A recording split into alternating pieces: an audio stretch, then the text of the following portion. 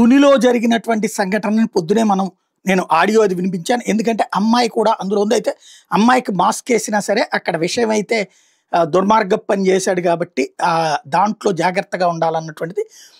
అయితే అక్కడ పట్టుబడ్డటువంటి వ్యక్తి ఎవరైతే ఏదైతే హాస్టల్కి వెళ్ళి హాస్టల్లో ఉన్నటువంటి 8వ తరగతి అమ్మాయి తాతనని చెప్పి తీసుకుని వెళ్ళి అక్కడ ఉన్నటువంటి హంసవరం సపోటా తోటలో అత్యాచార ప్రయత్నం చేసినటువంటి నేపథ్యంలో స్థానికులు చూసి ఆ కీచకుడిని పట్టుకున్నటువంటి నేపథ్యంలో అతను అమ్మాయి టాయిలెట్కి వెళ్తాను తీసుకొచ్చాను, వాళ్ళ ఇంటికి తీసుకెళ్తాను అని చెప్తూ నేను టీడీపీ కౌన్సిలర్ అని చెప్పుకున్నటువంటి సందర్భంలో అతని ఫోటోలు వైరల్ అవుతున్నాయి.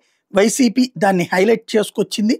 అతను తెలుగుదేశం వాడేనని చెప్పేటటువంటి కాన్సెప్ట్కి సంబంధించినటువంటిది కొన్ని ఫోటోలు కొన్ని ఇవి వైరల్ చేసుకొచ్చింది.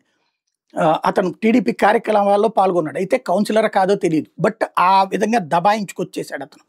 ఆ దబాయించుకొచ్చినటువంటి వ్యక్తి దాన్ని ఇప్పుడు వైరల్ అయినటువంటి వేళ చాలా కీలకమైనటువంటి స్పందన లభించింది. నారా లోకేష్ ఇక్కడ తమ పార్టీ వాడు కదా అని చెప్పి వెనకేసుకు రాకుండా కఠిన చర్యలు తీసుకోమని ఆదేశించారు. తాజాగా ఎక్కడో ఆస్ట్రేలియాలో ఉన్నా సరే ఈ వ్యవహారం మీద సీరియస్గా స్పందించారు. తక్షణ చర్యలకు ఉపక్రమించమని చెప్పేసి అధికారులు ఆదేశించారు. ఫోక్సో కేసు నమోదు చేసి అరెస్ట్ చేశారు అన్న విషయాన్ని చెప్పుకొచ్చారు. ఇటువంటి ఘటనలకు పాల్పడేవాడు ఎవడైనా సరే ఉక్కుపాదం చేస్తాం, బాధితురాలు ధైర్యంగా ఉండేలా కౌన్సిలింగ్ ఇచ్చి అన్ని విధాల సహాయ సహకారాలు అందిస్తాం, గురుకుల పాఠశాలలో సంక్షేమ హాస్టల్లో చదువుకునే విద్యార్థినులకి పటిష్టమైన భద్రత కల్పించాల్సిందిగా అధికార యంత్రాంగానికి ఆదేశాలు ఇవ్వడం జరిగిందంటూ నారా లోకేష్ కూడా స్పందించారు. తద్వారా ఇది అత్యాచార యత్నమే అతను చేసింది, తునికి సంబంధించినటువంటి ఇప్పుడు ఆ అమ్మాయిది ఆ డీటెయిల్స్ కూడా ప్రొజెక్ట్ అయినాయి. రూరల్ గురుకుల పాఠశాల విద్యార్థిని పేరైతే మనం బయట పెట్టకూడదు, ఆ నిందితుడి పేరు బయట పెట్టచ్చు. ఆడి పేరు తాటిక నారాయణరావు. అతను అత్యాచార యత్నానికి పాల్పడినట్టు తెలుసుకుని షాకు గురయ్యాను. సంఘటన వివరాలు తెలిసిన వెంటనే పోలీసులు అతని మీద ఫోక్సో కేసు నమోదు చేసి అరెస్ట్ చేయడం జరిగింది. ఇటువంటి ఘటనలకు పాల్పడే వాళ్ళని ఎవరినైనా సరే వదిలిపెట్టమన్నటువంటి ప్రకటన చేసుకొచ్చారు. మరొక వైపున దీని మీద వైఎస్ఆర్ కాంగ్రెస్ పార్టీ సీరియస్గా స్పందిస్తుంది. ఎందుకంటే ఇవాళ 2 ఇన్సిడెంట్స్ జరిగినాయి. నిన్ననే చంద్రబాబు గారు ప్రత్యేకించి ఎవరిని సరే వదిలిపెట్టము, తప్పులు చేసేటటువంటి వాళ్ళని అంటున్నప్పుడు సందర్భంలో ఏది మహిళల మీదనైతే ఎట్టి పరిస్థితుల్లో వదిలిపెట్టే ప్రసక్తి లేదు, అదే చివరి రోజు అవుతుందంటే అయినా ఇట్లాంటి జరుగుతున్నటువంటి వేళ కీలకంగా స్పందించింది వైఎస్ఆర్ కాంగ్రెస్ పార్టీ. కాకినాడ జిల్లా తునిలో గురుకుల పాఠశాలలో 8వ తరగతి చదువుతున్న బాలికని నారాయణరావు అనే వ్యక్తి బయటికి తీసుకువెళ్లి హంసవరపు తోటలో అత్యాచారం చేసే ప్రయత్నం చేశాడు.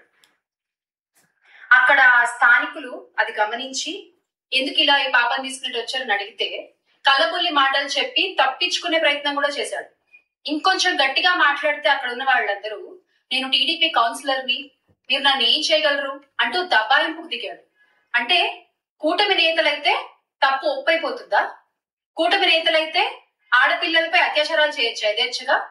కూటమి నేతలైతే మీ ఇష్టం వచ్చినట్టు ప్రవర్తిస్తారా మహిళలతో? రాష్ట్రంలో కళ్ళబొల్లి హామీలు ఇచ్చి మహిళలకి మేము రక్షణ కల్పిస్తాము అంటూ నోటికొచ్చిన అబద్ధపు మాటలన్నీ మాట్లాడి అధికారంలోకి వచ్చిన ఈ రోజు కూటమి నేతలు ఎందుకు రాష్ట్రంలో ఇంత జరుగుతున్నా నోరు మెదపరసలు? ప్రతిరోజు ఏదో ఒక మూల ఏదో ఒక మహిళపై ఏదో ఒక అత్యాచారం జరుగుతూనే ఉంది. ఈ రోజు తుని సంఘటన కూటమి ప్రభుత్వానికి ఒక మాయని మచ్చ అన్న విషయం గుర్తుపెట్టుకోవాలి మీరందరూ కూడా. ఇటు వైఎస్ఆర్ కాంగ్రెస్ పార్టీ తన ఆగ్రహాన్ని కంటిన్యూ చేస్తోంది.